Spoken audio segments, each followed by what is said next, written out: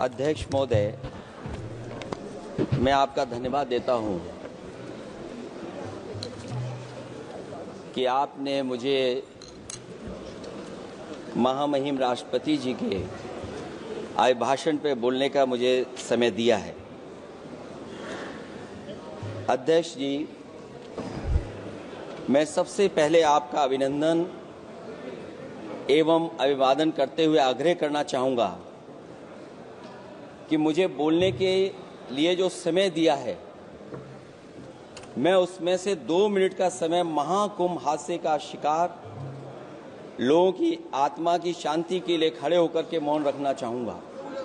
अगर किसी अन्य को भी सच्चे मन से मृतकों के प्रति सच्चा भाव है तो वो भी हमारे सांसदों के साथ खड़ा होकर के ये मौन श्रद्धांजलि अर्पित कर सकता है। ये माननीय सदस्य अध्यक्ष महोदय, अगली लाइन अध्यक्ष महोदय, ये विषय अध्यक्ष महोदय, आप सीनियर लीडर हैं। अध्यक्ष महोदय, ये अधिकार आपका है। कभी नहीं रही। ये मैंने विषय मेंशन करते हुए भरोसा है इस विषय पर मौन कर दिया था, इसलिए अध्यक्ष का अधिकार है। हाँ, मैं वही अध्यक्ष महोदय, ये जो बात मैं शुरू कर रहा हूं, जहां मैंने मौन 2 मिनट के लिए श्रद्धांजलि की बात की है, ये अधिकार मेरा नहीं है अध्यक्ष महोदय, ये अधिकार आपका है।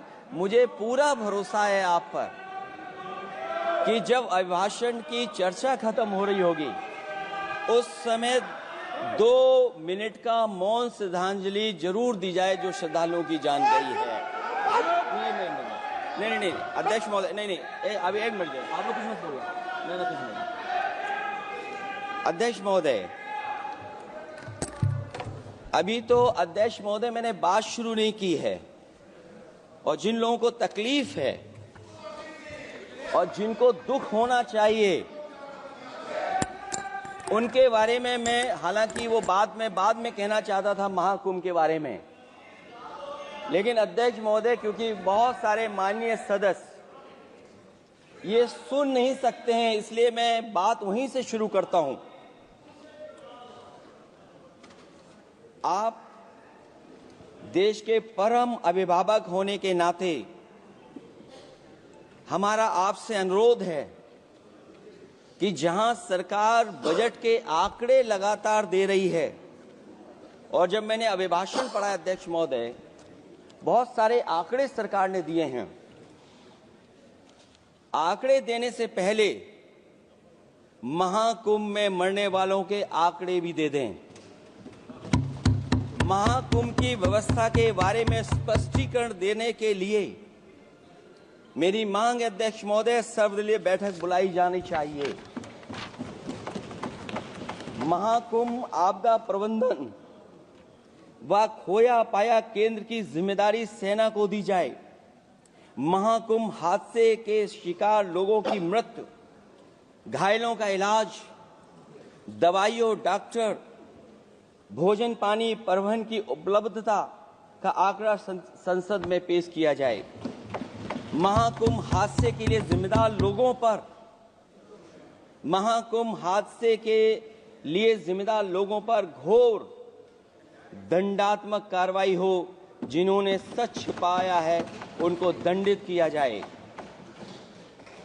अध्यक्ष महोदय, हम डबल इंजन की सरकार से पूछते हैं, अगर अपराध बोध नहीं था तो आंकड़े दबाए, छिपाए और मिटाए क्यों गए हैं? सच छिपाना और मिटाना भी तो अपराध है। इसका दंड कौन भुगतेगा अध्यक्ष महोदय? जहां इंतजाम होना चाहिए था वहां प्रचार हो रहा था। एक धार्मिक समागम में डबल इंजन का राजनीतिक प्रचार अशोभनीय है, निंदनीय है। इतने बड़े हादसे के बाद कम से कम अब तो वो होर्डिंग उतरवा देना चाहिए। अध्यक्ष महोदय, महाकुंभ की जो तैयारी हुई, जो हम लोगों ने जाना वहां पर, महाकुंभ न केवल 144 साल के लिए ये कहा गया, बल्कि ये भी कहा गया कि पहली बार धरती पर इस तरह का डिजिटल और जो आधुनिक चीजें हैं, टेक्नोलॉजी, उसका इस्तेमाल कर करके महाकुंभ होने जा रहा है। सीसीटीवी, ड्रोन, लाइव स्ट्रीमिंग के आधार पर जिनका दावा था कि वो डिजिटल कुंभ करा रहे हैं, वो मृतकों की डिजिट नहीं दे पा रहे हैं। एक तरफ तो जो लोग डिजिटल डिजिटल डिजिटल अध्यक्ष महोदय कहने को थकते नहीं हैं, लेकिन जब कुंभ में इतना बड़ा हादसा हो गया है तो यही सरकार डिजिट नहीं दे पा रही है। हमारे अपने लोग मारे गए हैं, जिसमें परिवार का हर रिश्ता दिवंगत हुआ है। किसी की माता, किसी के पिता, किसी की बहू, किसी की बेटी, किसी का भाई बहन, चाचा चाची, बच्चों के आंकड़े तो अभी तक नदारद हैं। खोया पाया केंद्र ही लोगों को तो नहीं मिल रहा है, जो खोया पाया केंद्र था उसको भी लोग पा नहीं पा रहे, ढूंढ नहीं पा रहे। अध्यक्ष महोदय, कुंभ कोई पहली बार नहीं हो रहा है। कुंभ का आयोजन सदियों से होता आया है। हमारे पौराणिक और हमारे इतिहास के दस्तावेज ये बताते हैं कि समय समय पे जो भी सरकारें रही होंगी, जिसका भी राज रहा होगा अध्यक्ष महोदय, उसने महाकुंभ या इस तरह के कुंभ का आयोजन किया है। एक तरफ तो वो कि जो 144 साल बाद महाकुंभ होने जा रहा है, उसका इतना प्रचार किया, और मैंने तो कई टीवी इंटरव्यूज में, कई समाचार चैनलों पर ये बात सुनने में आई और सुनते रहे हम लोग कि सरकार ने 100 करोड़ लोगों के आने का इंतजाम किया है। और अगर 100 करोड़, अध्यक्ष महोदय, अगर ये बात गलत है तो मैं रिजाइन आपको देना चाहता हूं। अगर अध्यक्ष महोदय, ये माननीय सदस्य लोग अगर ये नहीं सुन पा रहे हैं तो मैं इनको एक एक को, आप नहीं गए स्नान करने, आप स्नान करने नहीं गए, इसीलिए इस तरह की भाषा का इस्तेमाल कर रहे हैं। अध्यक्ष महोदय, ये कहा गया कि 144 वर्ष के बाद ये हो रहा है। जहां तक मेरी समझ और जानकारी कहती है, जो एस्ट्रोनॉमी और एस्ट्रो चीजों को समझते होंगे वो ये स्वीकार करते होंगे, जो भी कुंभ होता होगा वो 144 वर्ष के बाद ही होता होगा। लेकिन ये कहा गया कि नक्षत्र ऐसे हैं, तो मैं अध्यक्ष महोदय सरकार से कहना चाहता हूं कि सतयुग से लेकर के कलयुग तक ये सनातन परंपरा रही है कि संत महात्मा साधु समाज मुहूर्त के हिसाब से शाही स्नान करते हैं। उसमें नक्षत्रों के हिसाब से जो सहयोग बनता है वही शाही स्नान का मुहूर्त होता है। लेकिन भाजपा के राज में ये सनातन परंपरा टूट गई। पहले सरकार ने संत समाज को शाही स्नान रद्द करने का आदेश दिया, जिससे अनादिकाल की सनातन परंपरा टूटी। और फिर जब देश भर में ये बात उठी, तो उन्होंने हादसे को छिपाकर फिर से आदेश दिया कि अखाड़े शाही स्नान करने जाएं। इससे सरकार ने पावन मुहूर्त के स्थान पर अपने मनमाने समय पर स्नान कराने का आदेश दिया। बात उस दिन या तिथि की नहीं होती है, बल्कि निश्चित मुहूर्त काल की होती है। ये सनातन परंपरा तोड़कर इन लोगों ने अच्छा नहीं किया।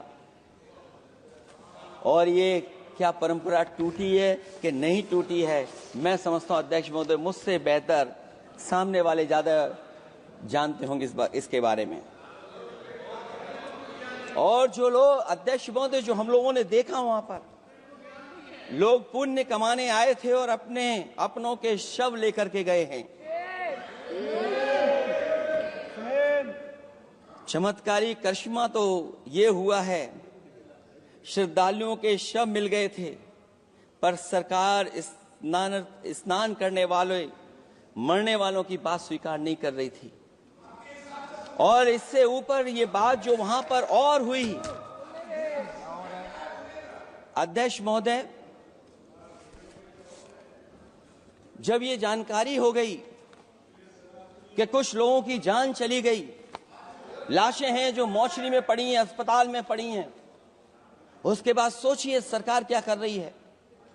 अपने सरकारी हेलीकॉप्टर में फूल भर करके फूलों को डालने का काम किया। सोचिए ये हमारी कहां की सनातनी परंपरा है। मैं जानना चाहूंगा सदन के माध्यम से, हमारे माननीय सदस्य बताएं कि जहां लाशें पड़ी रही हों, न जाने कितनी चप्पलें पड़ी थीं, न जाने कितनी चप्पलें पड़ी थीं, न जाने कितने कपड़े पड़े थे, महिलाओं की साड़ियां थी, कपड़े थे, लेकिन उनको कैसे उठाया गया? उन सबको उठाया गया जेसीबी मशीन से, ट्रैक्टर की ट्रॉली से। उनसे उठा करके कहां फेंका कोई नहीं जानता, लेकिन जब उनको लगा कि वहां से बदबू आ रही है तो यही सरकार के लोग छिपाने लगे हैं। यही आपका महाकुंभ का आयोजन था, और हर बात को छिपाने के लिए न केवल ये लोग मीडिया का सहारा ले रहे हैं, मीडिया का सहारा लेते लेते सुनने में आया है कुछ दबाव और कुछ स्वीटनर भी दिए जा रहे हैं जिससे उनकी खबरें बाहर ना आ जाएं। और अगर अध्यक्ष मोदी ये बात सब गलत है मेरी, अगर ये बात सब गलत मैं कह रहा हूं, तो अभी तो नेता सदन को अभी भाषण देना है। और मैं ये बात और कहना चाहता हूं, आप अपने तरफ से जानकारी कर लीजिएगा। हमारे उत्तर प्रदेश के मुख्यमंत्री जी ने शोक नहीं प्रकट किया था। जब देश की राष्ट्रपति और प्रधानमंत्री जी ने शोक प्रकट किया, उसके बाद 17 घंटे बाद सरकार ने स्वीकार किया। अध्यक्ष मोदी, ये वो लोग हैं जो आज भी कोई सच्चाई स्वीकार नहीं कर सकते। इनका रास्ता क्या है मैं नहीं जानता हूं, कहां ले जाना चाहते हैं। लेकिन जब अध्यक्ष महोदय, मैंने अभिभाषण पढ़ा है राष्ट्रपति महोदया का, तो वही पुरानी बातें कि 12 करोड़ शौचालय बन गए हैं, 10 करोड़ गैस कनेक्शन हो गए हैं, 80 करोड़ लोगों को राशन दिया जा रहा है, 25 करोड़ लोगों को मिडिल क्लास में शामिल कर दिया गया, न्यू मिडिल क्लास में शामिल कर दिया गया। 80 और 85 को अगर हम जोड़ दें अध्यक्ष महोदय, 105 करोड़ हो गए। बच्चों को और जोड़ दें तो सरकार, अध्यक्ष महोदय, किसके लिए काम कर रही है? किसके लिए काम कर रही है? अगर 80 को राशन दें, 25 को न्यू मिडिल क्लास में जोड़ दें, 105 करोड़ हो गए। और जो बाकी बचे हैं हमारे देश की आबादी, जिसको 140 करोड़ बता रहे हैं, उसमें कम से कम बच्चे कुछ तो संख्या होगी, आधी आबादी की संख्या होगी। अगर उसको हम बाहर निकालें तो आगे आज सरकार किसके लिए काम कर रही है? वही बात पुरानी सुनने को मिलती है कि राष्ट्रीय मिलिट्री स्कूल बन गए हैं, राष्ट्रीय मिलिट्री स्कूल जिनमें बालिकाओं की भर्ती शुरू हो गई है। अध्यक्ष महोदय, ये एक बता दें जो नया इन्होंने 10 साल के अंदर राष्ट्रीय मिलिट्री स्कूल खोला हो। और कंफ्यूज मत होना, राष्ट्रीय मिलिट्री स्कूल कौन से होते हैं, सैनिक स्कूल कौन से होते हैं, ये कंफ्यूज मत होना। 10 साल में सोचिए अध्यक्ष महोदय, एक भी नया राष्ट्रीय मिलिट्री स्कूल नहीं खोला है। अगर खोला हो तो सरकार जरूर बताए। जो लोग कहते हैं हम ईज ऑफ डूइंग रिसर्च कर रहे हैं, अध्यक्ष महोदय, इनकी ईज ऑफ डूइंग रिसर्च हमने देखी है। इनकी ईज ऑफ डूइंग रिसर्च अपनी इमेज चमकाने के लिए और दूसरे की इमेज बर्बाद करने के लिए ईज ऑफ डूइंग रिसर्च चल रही है। ईज ऑफ डूइंग बिजनेस, मैं देखता हूं जहां कहीं भी इन्वेस्टमेंट मीट होती है, देश के सभी मंत्री वहां पहुंच जाते हैं, सरकार के मुखिया भी जाते हैं वहां। मुझे याद है उत्तर प्रदेश में सबसे बड़ा आयोजन हुआ था इन्वेस्टमेंट मीट का। न केवल इन्वेस्टमेंट मीट, इन्वेस्टर्स को बुलाया गया था, बल्कि डिफेंस एक्सपो के भी कार्यक्रम कई हुए थे। और अध्यक्ष महोदय, भरोसा ये दिलाया गया था कि जो एमओयू हो रहे हैं 40 लाख करोड़ के, उसको जमीन पर उतार लिया जाएगा। मैं इन्हीं डबल इंजन की सरकार से जानना चाहता हूं कि जो 40 लाख करोड़ के एमओयू हुए, उसमें कितना जमीन पर यह सरकार उतार पाई है? कहीं ऐसा तो नहीं है कि सरकार के डबल इंजन आपस में ही टकरा रहे हों अब तो जो खबरें हम लोग पढ़ते हैं, न केवल इंजन टकरा रहे हैं अध्यक्ष महोदय, अब तो डब्बे भी टकराने लगे हैं। सुना है क्योंकि दिल्ली में चुनाव है, आप इंजीनियर की डब्बा हैं। ये हमारे पुराने माननीय सदस्य हैं, आप हम एक हैं, बस जगह अलग बदल गई। जिस विभाग के मंत्री हैं वो हमारा ही काम है, आप लोग अच्छा नहीं कर रहे हैं। अध्यक्ष महोदय, दिल्ली का चुनाव है तो मैंने राष्ट्रपति जी के अभिभाषण में सुना कि यहां पर मेट्रो की जो दूरी है वो दुगनी कर दी गई है, पटरी दुगनी कर दी गई है, एक्सपेंशन हो गया है इतना। अध्यक्ष महोदय, मैं स्वीकार करता हूं दिल्ली का चुनाव है, एक्सपेंशन की बात करेंगे, लेकिन कभी आपने क्यूटो का नाम सुना है? आपने वेनिस का नाम सुना है?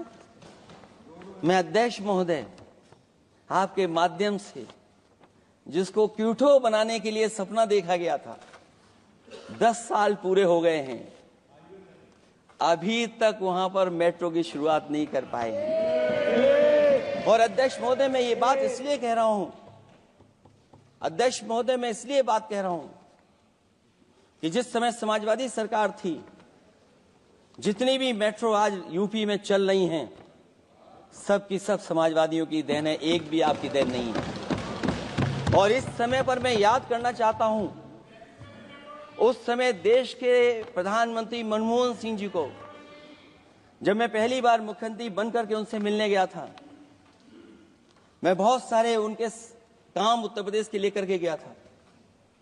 आज वो हमारे बीच नहीं हैं, लेकिन कम से कम उन्हें इसी बात से याद कर रहे हैं, जो जो मैंने काम उस समय दिए थे, एक एक काम उस समय के प्रधानमंत्री जी ने मेरा पूरा कर करके, और उसका परिणाम ये हुआ है अध्यक्ष महोदय, और उसका परिणाम ये हुआ है कि आज उत्तर प्रदेश में जितनी भी मेट्रो चल रही है, चाहे वो लखनऊ की हो, कानपुर की हो, आगरा की हो, नोएडा की हो, ग्रेटर नोएडा को जोड़ रही हो, दिल्ली को जोड़ रही हो। और अध्यक्ष महोदय, जिस समय उद्घाटन हुआ था दिल्ली से नोएडा को जोड़ने वाली मेट्रो का, उस समय देश के प्रधानमंत्री एक विदेश के बहुत बड़े उनके साथ बैठ करके गए थे उद्घाटन करने। वो अगर किसी ने काम किया था पूरा, तो नोएडा अथॉरिटी और समाजवादी सरकार ने, उसमें आपकी देन कोई नहीं थी। ये बात मैं मेट्रो की इसलिए कर रहा हूं कि जो लोग दिल्ली में मेट्रो बना रहे हैं, वो बनारस में मेट्रो क्यों नहीं बना पा रहे हैं? और दिल्ली का विकास अपने आप हो जाएगा, बस ये जो भारतीय जनता पार्टी की दिल्ली वाली सरकार है वो हस्तक्षेप करना बंद कर दे। अध्यक्ष महोदय, रिवर लिंकिंग का कार्यक्रम कुछ दिन पहले प्रधानमंत्री जी ने किया। अध्यक्ष महोदय, मैं आपके माध्यम से, जहां किसानों के लिए एक नई चीज आ रही है, जिससे कि न केवल उनकी खेती बाड़ी बल्कि बहुत सा सुधार दिखाई देगा। खेती बाड़ी को भी पानी मिलेगा, पीने का भी पानी होगा।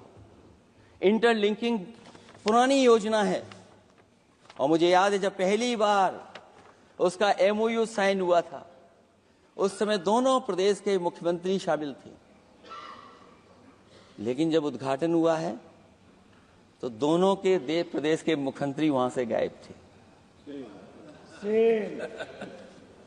और वो कारण अगर जानना चाहोगे तो वो कारण भी बता दूंगा अगर आप कहोगे तो। जहां इंटरलिंकिंग हो रही रिवर की, ये अच्छी योजना है।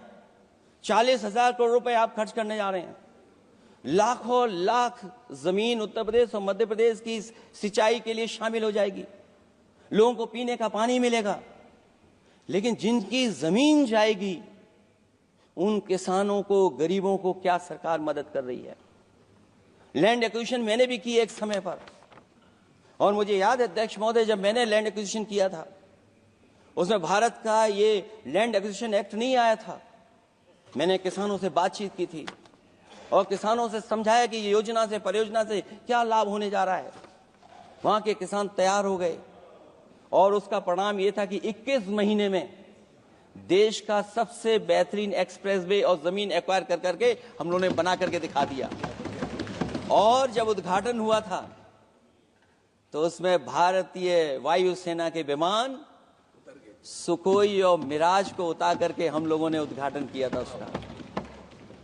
ये बात मैं इसलिए बता रहा हूं, जिस हाईवे पर देश के प्रधानमंत्री उतरे थे और उद्घाटन के बाद प्रधानमंत्री जी के पीछे पीछे कोई चल करके आया था, वो हाईवे भी अगर किसी ने डिजाइन किया था तो समाजवादी सरकार का डिजाइन था, वो भारतीय जनता पार्टी का डिजाइन नहीं था। और अगर इनका डिजाइन होता तो उत्तर प्रदेश में कोई नया हाईवे ऐसा बना करके दिखाएं जिससे हवाई जहाज उतर जाए। नहीं तो मैं मानूंगा कि आप जो कह रहे हैं कि आधुनिक इंफ्रास्ट्रक्चर बनाना चाहते हैं, आपकी परिभाषा क्या है आधुनिक इंफ्रास्ट्रक्चर की?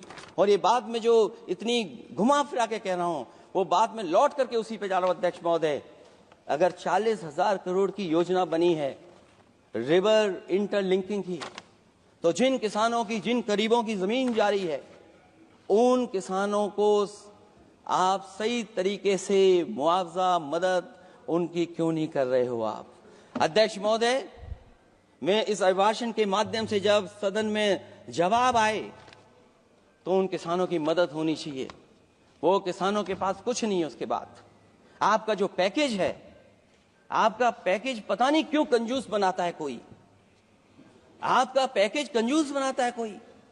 कम से कम आपका दिल बड़ा होना चाहिए, और इतना बड़ा दिल हो कि किसान खुशहाली के रास्ते बजाए। आपने किसानों की आय दोगुनी नहीं की, आप आय दोगुनी नहीं कर पाए हैं। कम से कम उन्हें वो मदद करने का काम करें। इसमें अध्यक्ष महोदय, मैं राष्ट्रपति जी के अभिभाषण पर पढ़ रहा था कि सोलर को लेकर के और रूफ टॉप सोलर एनर्जी को, स्कीम को लेकर के बहुत बड़ी योजना और कई हजार करोड़ रुपए सरकार खर्च कर रही है। मुझे याद है जब देश के राष्ट्रपति कलाम साहब थे, उन्होंने एक प्रेजेंटेशन किया था सरकार के सामने, और प्रेजेंटेशन के बाद मैंने उनसे निवेदन किया कि अगर ये योजना मैं कर दूं तो आप क्या उद्घाटन करने आएंगे? उन्होंने कहा कि अगर ये आप कार्य योजना लागू कर देंगे तो उद्घाटन करने भी मैं आऊंगा। अध्यक्ष महोदय, उस दिन आंधी तूफान था, टेंट बिल्कुल उड़ गया था, इतना शायद पानी और बिजली का चमकना इतना था कि मैंने खुद रिक्वेस्ट की थी उनसे कि आप मत आइए, फिर कभी हम लोग कार्यक्रम कर लेंगे। लेकिन वो कार्यक्रम में आए, उन्होंने उद्घाटन किया। और अध्यक्ष महोदय, जो लोग कह रहे हैं 40,000 करोड़ की रूफटॉप स्कीम लाए सोलर की, जो मिनी ग्रिड बना करके पूरे के पूरे गांव को हम लोगों ने फ्री बिजली दी थी। फ्री बिजली उनको मिलती थी 24 घंटे, उनकी चक्की चलती थी, उनका सिंचाई का पानी का इंतजाम होता था। जब तक समाजवादी सरकार रही तब तक वो योजना चलती रही, और जैसे ही समाजवादी सरकार गई, इन्हीं के लोगों ने उसका मेंटेनेंस रोक दिया। न केवल उस गांव का जिसका राष्ट्रपति रहे उन्होंने उद्घाटन किया, बल्कि और जितनी भी सोलर की स्कीम चल रही थी, लोहिया आवास में जहां सोलर स्कीम के माध्यम से हम लोग गरीब को सोलर पैनल के माध्यम से उनको बिजली दे रहे थे, फ्री बिजली, उन सब योजनाओं को इन्होंने बंद करने का काम किया है। सोचिए, ये वो लोग हैं जो इंफ्रास्ट्रक्चर बनाना चाहते हैं। अध्यक्ष महोदय, चीन के सवाल को लेकर के कांग्रेस पार्टी के भी कुछ विचार हैं, हमारे भारतीय जनता पार्टी के लोगों के भी विचार हैं। सच्चाई ये सदन और ये देश भी जानता है, एक समय पर हम लोगों ने बहुत लाखों लाख किलोमीटर की जमीन, लाखों लाख एकड़ की जमीन हम लोगों ने खोई, और अब उसी रास्ते पर भारतीय जनता पार्टी चल रही है। अध्यक्ष महोदय, सवाल यह है, जमीन खोने के साथ साथ भारतीय जनता पार्टी स्वीकार नहीं कर रही है कि जमीन चीन ने कब्जा की है। और ये बात अगर हम लोग कह रहे हैं तो जो अखबारों में खबरें निकलती हैं, टीवी पे कभी कभी खबरें आती हैं, अध्यक्ष महोदय सरकार को कहिए कि ऐसे चैनल, ऐसे अखबारों पे एफआईआर लिखा कर उन्हें जेल भेज दो, क्योंकि कुंभ की जो खबर चलाना चाहते थे, कुंभ की जो खबर देना चाहते थे, उन कुछ साथियों पे आपने एफआईआर लिखा दी है। अगर कुंभ पर सच्ची खबर दिखाने वालों पे आप एफआईआर लिखा सकते हैं, तो फिर चीन की खबर जो खबर चला रहे हैं उस पर भी आपको एफआईआर लिखवानी चाहिए। दूसरा, हमारा एक जाति जनगणना का मसला बहुत पुराना है, ये कोई नया नहीं है। आरक्षण के सवाल पर इस देश में दक्षिण भारत से लेकर के उत्तर भारत में और देश में जगह जगह पर बहुत सारे नेता ऐसे रहे जो आज हमारे बीच नहीं हैं, जिनकी वजह से हम आज उस आंदोलन को आगे ले जा रहे हैं। बाबा साहब भीमराव अंबेडकर जी का जो संविधान है, उसके तहत जो हमें हक अधिकार मिले हैं, आरक्षण की व्यवस्था है, उस व्यवस्था को और मजबूत बनाने के लिए जाति जनगणना होना चाहिए। उसके पक्ष में अब तो कांग्रेस पार्टी भी है। एक समय था जब कांग्रेस पार्टी उस पक्ष में नहीं थी। और अध्यक्ष महोदय, मैं बड़ी जिम्मेदारी के साथ कहना चाहता हूं, अगर उसी समय कांग्रेस पार्टी भी पक्ष में होती तो आज हमें आपके सामने खड़ा नहीं होना पता, मांगना नहीं पड़ता जाति जनगणना। लेकिन अध्यक्ष महोदय, मैं अपने कांग्रेस पार्टी के साथियों से भी कहना चाहूंगा, अध्यक्ष महोदय, मैं कांग्रेस पार्टी के साथियों से भी कहना चाहता हूं, हम आपके साथी हैं और इस मुद्दे पे तो हम आपके साथ और आपके आगे भी चल करके आपका साथ दे देंगे। अब जाति जनगणना को कोई नहीं रोक सकता है। एक दिन ऐसा आएगा अध्यक्ष महोदय, एक दिन ऐसा आएगा, कोई टकरार नहीं है, आपके इंजन जैसे नहीं है। आपका एक इंजन, अध्यक्ष महोदय, ये अध्यक्ष महोदय, हम तो, मुझे कभी कभी ये लगता है कि प्रधानमंत्री जी जितना अपने लोगों को ध्यान दे करके समझाते हैं, इतना ये समझते ही नहीं है।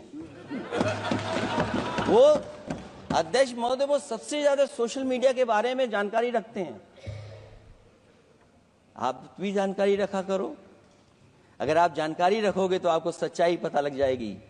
एक इंजन ने नमस्कार नहीं किया था दूसरे इंजन को, अगर याद हो तो पता कर लें। और ये बात अगर छिपी हुई हो, ऑनरेबल मेंबर, अध्यक्ष महोदय, अभी तो मैंने शुरू नहीं किया, मेरा लिखा हुआ बहुत लंबा है। कंक्लूड करें, आप समाप्त करें प्लीज। और अध्यक्ष महोदय, एक सवाल और बड़ा उठा है, नौकरी को लेकर के, रोजगार को लेकर के, और हमारे भारत की जो मैन्युफैक्चरिंग सेक्टर है उसको बढ़ावा कैसे दिया जाए। चीन जैसा देश केवल एक पे हमला नहीं कर रहा है अध्यक्ष महोदय, आपकी जमीन भी छीन रहा है और आपका बाजार भी छीन रहा है। और ये बात अगर गलत हो तो सरकार हमें बताए, वो आंकड़े दे। अगर कांग्रेस पार्टी का रास्ता था तो आपका रास्ता कांग्रेस पार्टी का क्यों है? अगर कांग्रेस पार्टी का वो रास्ता था तो आपका रास्ता क्यों है वो? मैं तो जानता हूं जिस दिन उनके सहयोगी साथी समझ लेंगे, वो भी साथ छोड़ जाएंगे। दूसरा जो सवाल कहा गया है अध्यक्ष महोदय, जिस समय बाजार खोला गया, जिस समय हमारा व्यापार के लिए पूरा बाजार खोल दिया,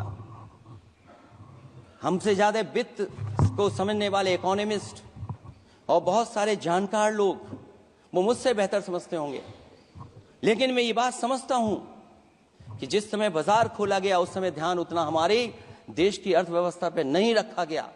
अगर उसी समय पर मैन्युफैक्चरिंग सेक्टर को जिस जिम्मेदारी से रखना चाहिए था नहीं रखा गया, अगर उस समय रखा गया होता तो शायद अध्यक्ष महोदय हम लोग चीन से आगे निकल गए होते।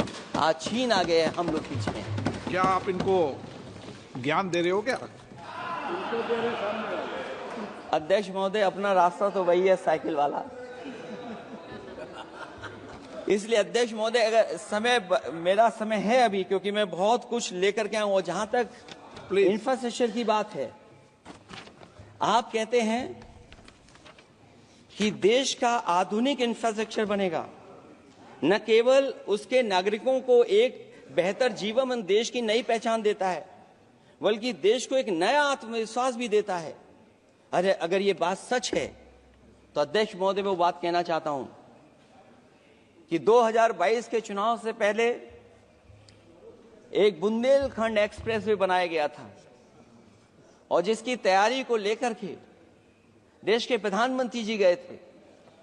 कितनी सजावट हुई थी, कितनी तैयारी हुई थी। जो हमारे बुंदेलखंड के साथी माननीय सदस्य चलते होंगे बुंदेलखंड के एक्सप्रेसवे पर, वो जानते होंगे। प्रधानमंत्री जी उद्घाटन करके गए, पानी बरस गया, बुंदेलखंड बह गया, एक्सप्रेसवे बह गया। और सोचिए अध्यक्ष महोदय, कब उद्घाटन किया था आपने? 22 में, और आज भी मेंटेनेंस चल रहा है उसमें। 22 के बाद से आज तक भी मेंटेनेंस चल रहा है।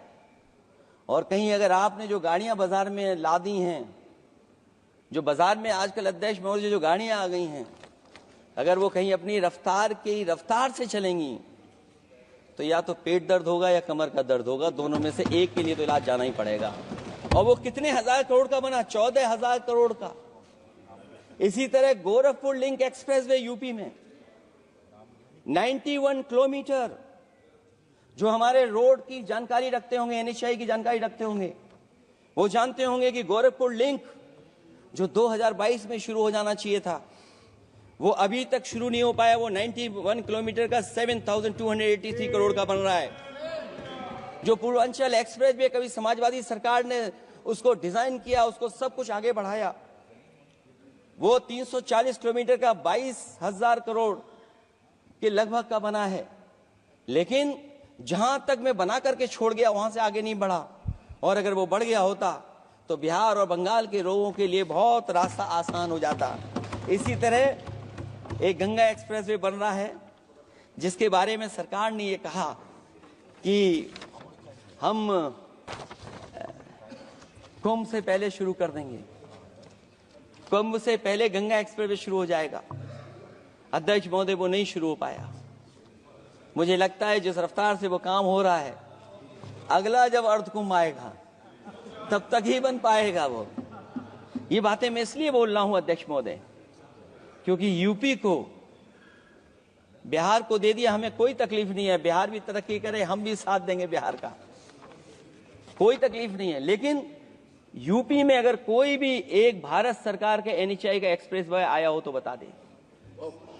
एक भी कोई एक्सप्रेसवे दिया हो तब, जब देश के प्रधानमंत्री को 2 बार और नहीं तीसरी बार भी मौका दिया उत्तर प्रदेश ने। मैं अध्यक्ष महोदय आपका इशारा समझ रहा हूं, बाकी अध्यक्ष महोदय भाषण में अब बजट पे पढ़ दूंगा। मेरा बाकी भाषण बजट में होगा। मैं अपना भाषण खत्म करते हुए केवल इतना कहना चाहता हूं, मैं जो मेरे सुझाव आए हैं उन सुझावों को शामिल करे सरकार, और केवल प्रचार में न रहे सरकार। अध्यक्ष महोदय, मैं अपनी बात खत्म करने से पहले जो राष्ट्रपति जी ने कहा है, मैं भी सहमत हूं उससे। मैं उनकी सब लाइनें पढ़ना चाहता हूं। जो राष्ट्रपति महोदया जी ने कहा है, मैं उससे सहमत हूं। हमारा हिंदुस्तान 140 करोड़ आबादी वाला देश है। हमारे यहाँ भिन्न भिन्न राज्य, भिन्न भिन्न क्षेत्र, भिन्न भिन्न भाषाएं हैं, परंतु एक राष्ट्र के रूप में हमारी एक ही पहचान है, हिंदुस्तान। और हमारा एक ही संकल्प है, एक ही लक्ष्य है, विकसित हिंदुस्तान। आने वाले वर्षों में देश को विकसित राष्ट्र बनाने के लिए हम सभी दृढ़ संकल्पित हैं। इस संकल्प में देश के शहीदों की प्रेरणाएं हैं, पूज्य बापू के मानवीय आदर्श हैं, और सरदार पटेल जैसी मां भारती की संतान द्वारा हमें दिलाई गई एकता की शपथ है। हमें इन प्रेरणाओं को आगे रखते हुए एकता के इस समर्थ विकसित हिंदुस्तान के संकल्प को पूर्ण करना है। आइए हम एक बार फिर एकता के संकल्प को दोहराएं और हिंदुस्तान के सपनों को पूरा करने के लिए कटिबद्ध हों।